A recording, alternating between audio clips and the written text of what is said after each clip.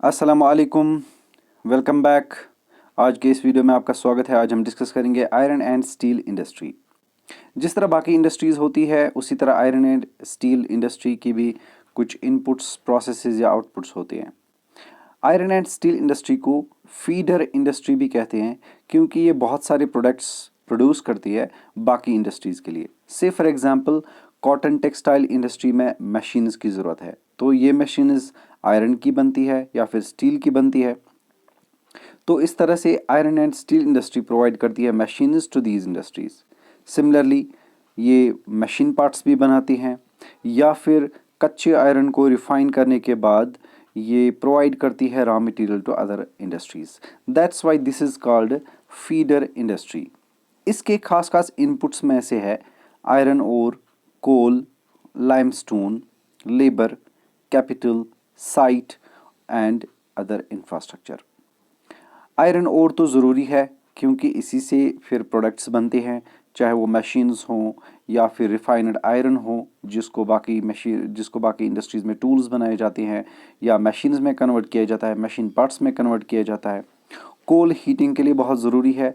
Limestone की ज़रूरत पड़ती है इसको रस्ट से बचाने के लिए या बाकी प्रोसेस में यूज़ करने के लिए। लेबर फोर्स इंडस्ट्री के लिए बहुत इंपॉर्टेंट होता है क्योंकि ये लेबरर्स ही है जो ये काम करते हैं। कैपिटल यानी वो पैसा जो हम इन इंडस्ट्रीज़ में इन्वेस्ट करते हैं। साइट का होना बहुत ज़रूरी है क्योंकि हवा में तो ऐसी चीज़ें बनती नहीं है। यूजुअली कोई ऐसी प्लेस, ऐसी लोकेशन सेलेक्ट की जाती है जहाँ पे इस आयरन इंडस्ट्री में काम किया जा सके। अदर इंफ्रास्ट्रक्चर्स में आता है सारा जो भी फर्नीचर है या जो मशीन्स होते हैं या जो बिल्डिंग होती है, दिस इज़ कॉल्ड इंफ्रास्ट्रक्चर। तो जिस तरह बाकी इंडस्ट्रीज़ के लिए ये सारी चीज़ें ज़रूरी होती है उसी तरह आयरन और स्टील इंडस्ट्री के लिए भी ये सारी चीज़ें बहुत ज़रूरी है। तो सबसे पहले जो आयरन ओर है इसको स्टील में कन्वर्ट करने के लिए बहुत से स्टेज की ज़रूरत पड़ती है, बहुत से स्टेज से गुजरना पड़ता है। सबसे पहले इसको एक ब्लास्ट फर्नेस में डाला जाता है जहाँ पे इसको हीट दी जाती है, यानी कच्चा आयरन ओर जब ज़मीन से निकाला जाता है तो इसको आग की भट्टी में डालते हैं जिसको ब्लास्ट फर्नेस भी कहते हैं। फिर इसके बाद इसकी इम्प्योरिटीज़ को सेपरेट किया जाता है या अगर कोई और मिनरल इसके साथ जुड़ा हो तो उसको सेपरेट किया जाता है।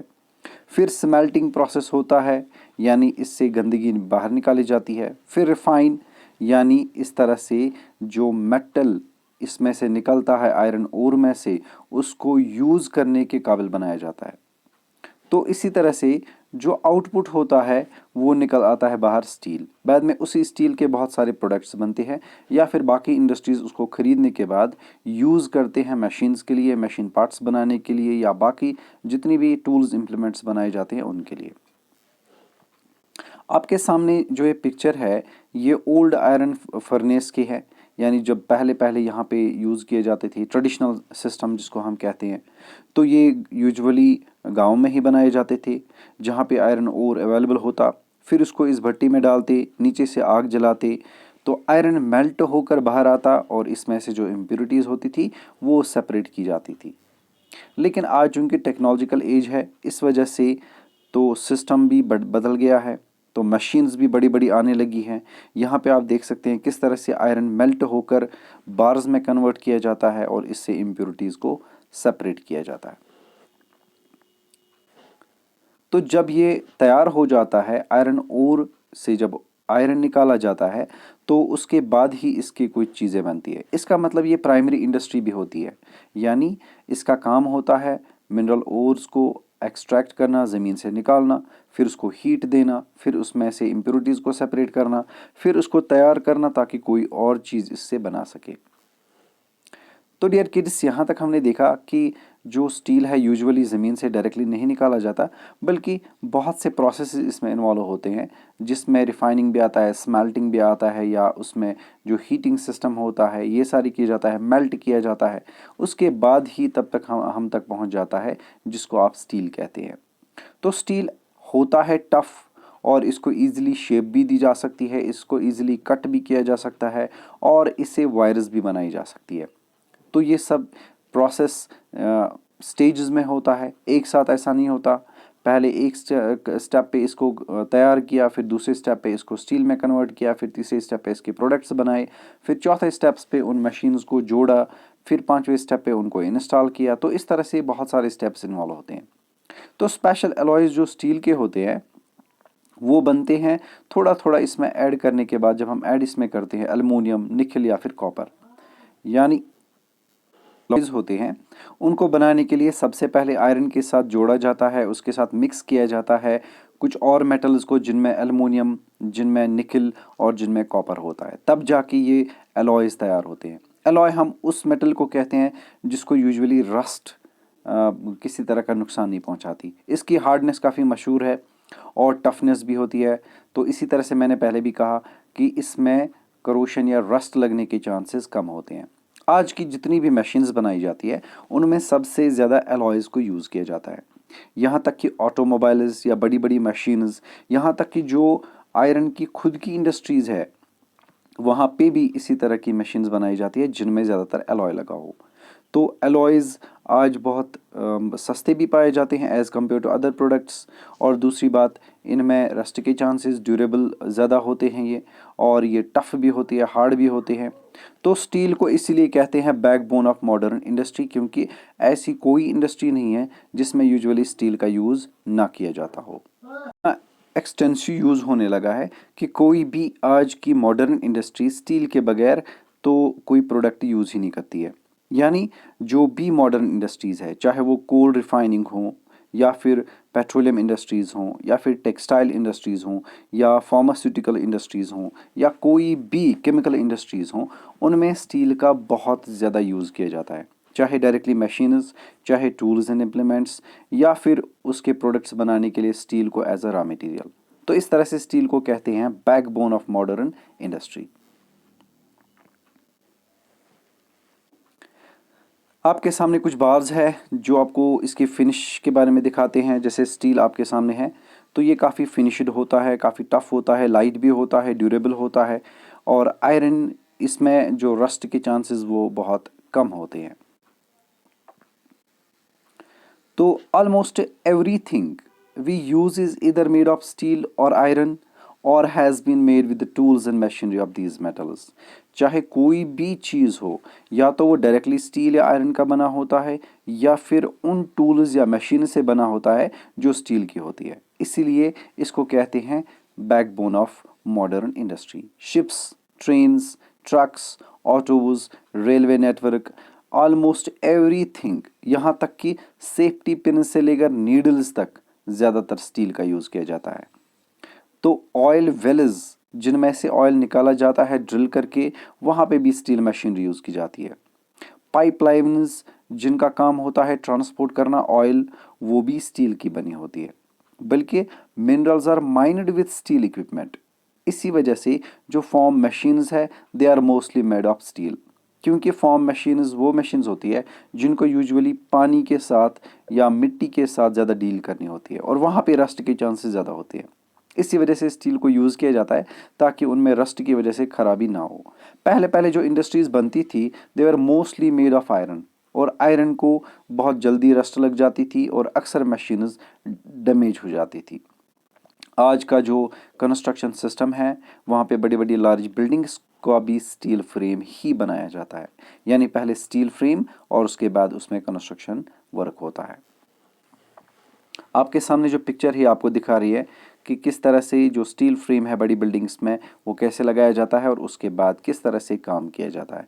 बल्कि जो ब्रिजेस होते हैं आज यूजुअली इसी आयरन और स्टील के बनाए जाते हैं।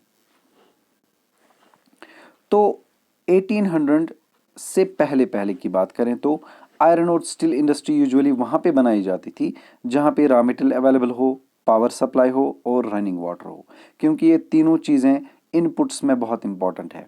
यानी इनके बगैर usually iron and steel industry function नहीं कर पाती है। तो उससे पहले 1800 से पहले की बात है तो रॉ मटेरियल जहाँ होता वहाँ पे इंडस्ट्री बनती, जहाँ पे पावर सप्लाई होती रॉ मटेरियल भी होता वहाँ पे बनाई जाती, जहाँ पे रिवर वाटर होता या वाटर होता तो वहाँ पे इंडस्ट्री बनाई जाती है। आज चूँकि अब चेंज हो गया है सब कुछ, अब पानी को कहीं से भी लाया जा सकता है पाइप्स के ज़रिए, पाइपलाइंस के ज़रिए या टैप्स के ज़रिए। इसी तरह से पावर सप्लाई को एक रीजन से दूसरे रीजन तक ले जा सकते हैं वायर्स के ज़रिए। तो ये बड़ी प्रॉब्लम नहीं है। लेकिन रॉ मटेरियल आज भी काफ़ी इंपॉर्टेंट है लोकेशन के लिए। यानी आज भी जितनी इंडस्ट्रीज़ बनती है मोर और लेस वो रॉ मटेरियल के जो प्रोड्यूस करने वाले रीजन्स होते हैं वहाँ पे बनती है। 1850s के बाद थोड़ा ट्रेंड चेंज हो गया और ज़्यादातर कोल फील्ड्स के नज़दीक या फिर कैनाल्स के नज़दीक या फिर रेलवे नेटवर्क्स के नज़दीक इंडस्ट्रीज़ बनने लगी। इससे क्या हुआ, कोल फील्ड्स में कोल इजीली मिल गया तो हीटिंग पर्पज़ जो हीटिंग प्रॉब्लम थी वो सॉल्व हो गई। कैनाल्स के पास इसलिए बनाया गया क्योंकि कैनाल्स में यूजुअली छोटे छोटे शिप्स भी चलते हैं या बड़े शिप्स भी चलते हैं।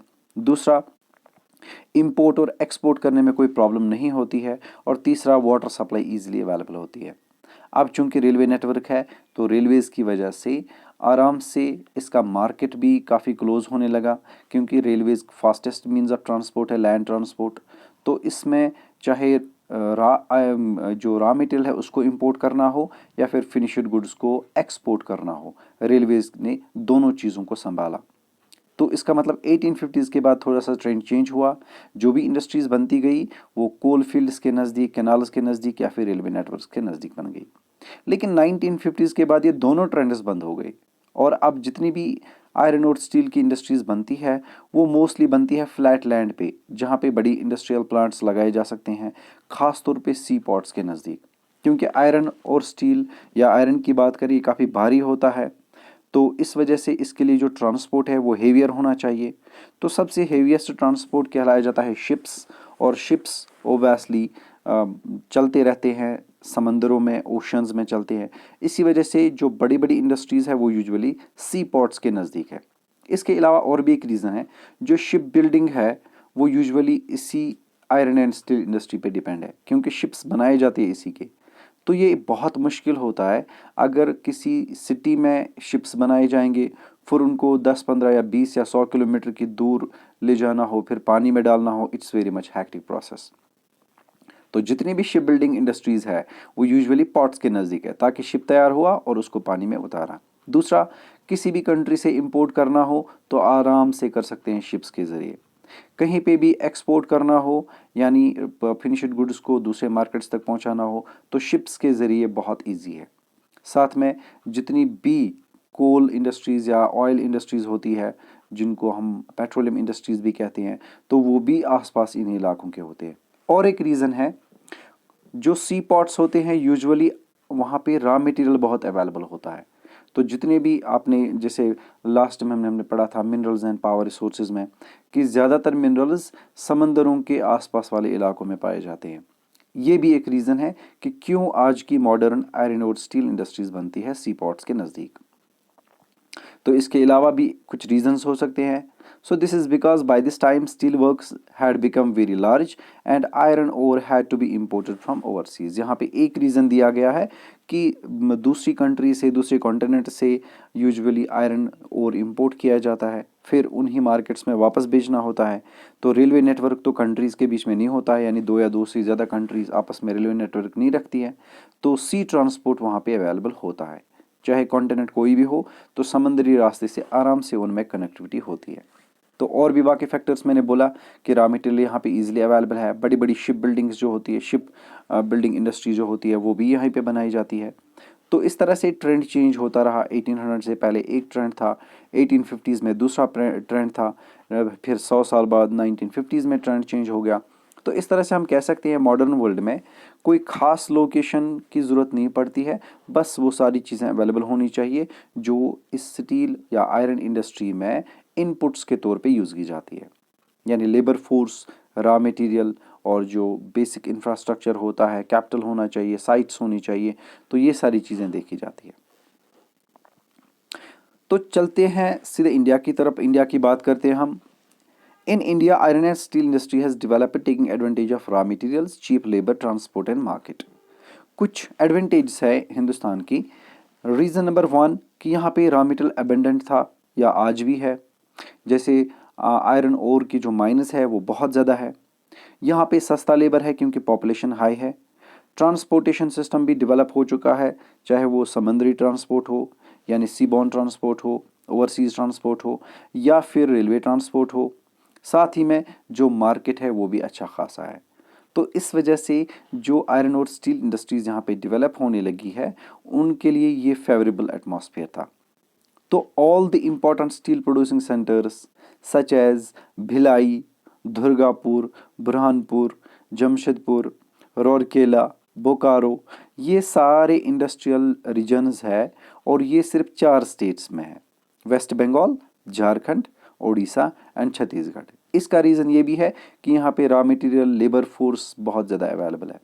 साथ ही में ये ऐसे पॉइंट्स हैं जहाँ पे इजीली ट्रांसपोर्ट किया जा सकता है फिनिश्ड प्रोडक्ट। तो 4 बड़े स्टेट्स जहाँ पे ज़्यादातर इंडस्ट्रीज़ बनी है वो है वेस्ट बंगाल, झारखंड, उड़ीसा और छत्तीसगढ़। इसके अलावा भी कुछ रीजन्स है जिनकी हम बात करेंगे यहाँ पे। वो है भद्रावती या फिर विजयनगरा जो कि कर्नाटका में है, विशाखापट्टनम जो कि आंध्र प्रदेश में है, सलेम है जो कि तमिलनाडु में है। यहाँ पे भी अब जो स्टील सेंटर्स है वो बनने लगे हैं। तो इसी वजह से जो इंडस्ट्रियल प्रोग्रेस है हिंदुस्तान की वो आहिस्ता आहिस्ता बढ़ने लगी है। ख़ास बात यह है कि यहाँ पे रॉ मटेरियल की अवेलेबिलिटी और लेबर फोर्स की अवेलेबिलिटी बहुत अच्छी खासी है। तो मैक्सिमम जो आज इंडस्ट्रियलिस्ट्स है वो इन्हीं चीज़ों के साथ डील करते हैं। तो यहाँ तक हमने देखा किस तरह से कौन से चीज़ें हैं फेवरेबल हिंदुस्तान की इंडस्ट्रियलाइजेशन में। बात करते हैं जमशेदपुर की जो सबसे ओल्डेस्ट इंडस्ट्रियल सिटी है हिंदुस्तान की, बल्कि 1947 से पहले ये बनाई गई थी। तो यहाँ पे जमशेदपुर में जो पहली इंडस्ट्री बनाई गई थी आयरन और स्टील की, उसका नाम था Tata iron and steel company limited, जिसको शॉर्टकट में कभी टिस्को बी कहते हैं। ये प्राइवेटली ऑनर्ड इंडस्ट्री थी जिसको स्टार्ट किया था जमशेद जी टाटा ने। तो इंडिपेंडेंस के बाद इसमें बहुत से इनिशिएटिव्स उठाए गवर्नमेंट ने, उसमें पैसा लगाया, उसमें टेक्निकल हेल्प दी, उसके लिए मार्केट प्रोवाइड किया। तो अब यहाँ पे गवर्नमेंट ने और ज़्यादा जो आयरन और स्टील प्लांट्स है वो लगाए हैं। यानी शुरुआत एक इंडस्ट्री से हुई थी टिस्को से, लेकिन इंडिपेंडेंस के बाद यहाँ पे और ज़्यादा इंडस्ट्रीज़ बनने लगी, ख़ासतौर पे आयरन और स्टील प्लांट्स, क्योंकि यहाँ पे लोकली जो रॉ मटेरियल है वो बहुत अच्छा खासा अवेलेबल है। कोल माइनस भी काफ़ी नज़दीक है, रिवर वाटर की भी कोई प्रॉब्लम नहीं थी। तो इसीलिए जमशेद जी टाटा ने यहाँ पे स्टार्ट की थी पहली इंडस्ट्री, और आज़ादी के बाद फिर गवर्नमेंट ने भी कुछ इंडस्ट्रियल प्लांट्स लगाए यहाँ पे, और साथ ही में टिस्को को भी काफ़ी सपोर्ट किया। तो अब जो ये जमशेदपुर है जो कि झारखंड में है इस वक्त, तो इसमें बहुत सी छोटी बड़ी इंडस्ट्रीज़ पाई जाती है। टिस्को को स्टार्ट किया गया था 1907 में एक ऐसी प्लेस जिसका नाम था साकची। साकची काफ़ी मशहूर था क्योंकि इसके कुछ एडवांटेज थे। नंबर 1, यहाँ पे 2 रिवर्स थे जिसको सुवर्णरेखा और खरकाई कहते हैं, जो कि झारखंड में ही है। इनसे वाटर सप्लाई इजीली अवेलेबल हो गई। और दूसरा रीज़न था यहाँ के कोल फील्ड्स के बारे में बात करेंगे। तो साकची को बाद में नाम दिया गया जमशेदपुर। जमशेदपुर जो कि कन्वीनियंटली सिचुएटेड है, ख़ास तौर पे आयरन और स्टील सेंटर जिसको हम कहते हैं वहाँ पे, या यूँ कहेंगे ये कोल फील्ड्स और आयरन माइंस के काफ़ी नज़दीक है। तो इसी वजह से पहला जो यहाँ पे स्टील और आयरन और स्टील प्लांट लगाया गया वो यहाँ पे लगा। क्यों?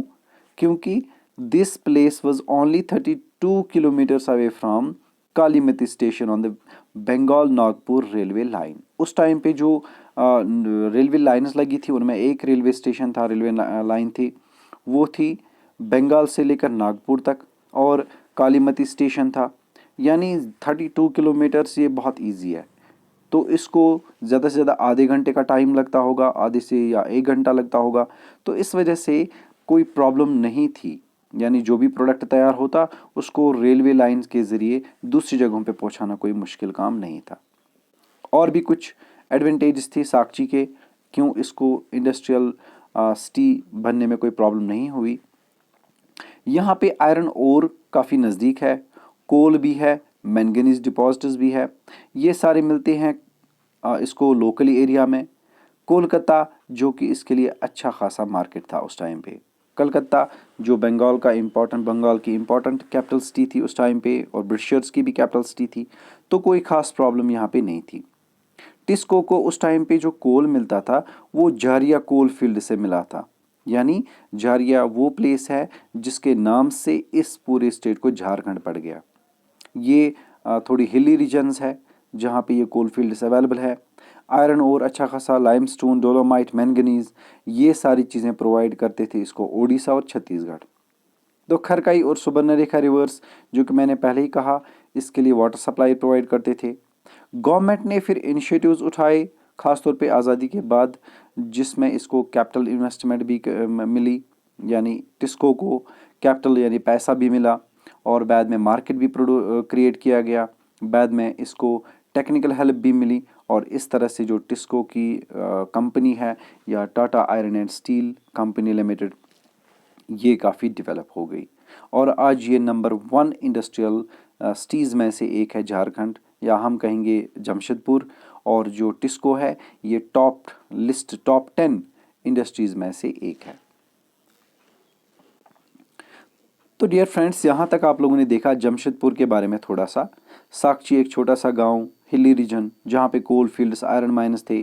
कैसे जमशेदजी टाटा ने वहाँ पे इंडस्ट्रियल प्लांट लगाया और फिर किस तरह से ये डेवलप हो गया। पानी प्रोवाइड किया इसको सुबर्णरेखा और खरकाई रिवर्स ने।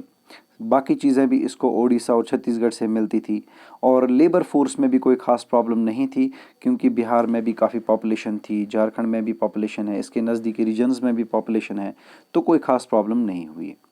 जमशेदपुर में और भी कुछ इंडस्ट्रियल प्लांट्स है जिनमें प्रोड्यूस करती है वो chemicals, locomotive parts, agricultural equipment, machinery, tin plate, cable, wire, यानी कोई एक इंडस्ट्री अब यहाँ पे नहीं है, ये अब फुल फ्लेज्ड इंडस्ट्रियल सिटी बन चुकी है।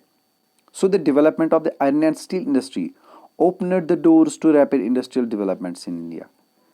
क्योंकि टिस्को पहली इंडस्ट्री थी, इसको देखकर बाकी इंडस्ट्रियलिस्ट्स ने भी पैसा लगाया और अपनी छोटी बड़ी इंडस्ट्री स्टार्ट की। तो अब ये जमशेदपुर काफ़ी मशहूर इंडस्ट्रियल सिटीज़ में से एक है। हालांकि ये सबसे पुरानी है, तो इस वजह से भी इसकी इम्पोर्टेंस है। So almost all sectors of the Indian industry depended heavily on the iron and steel industry for their basic infrastructure।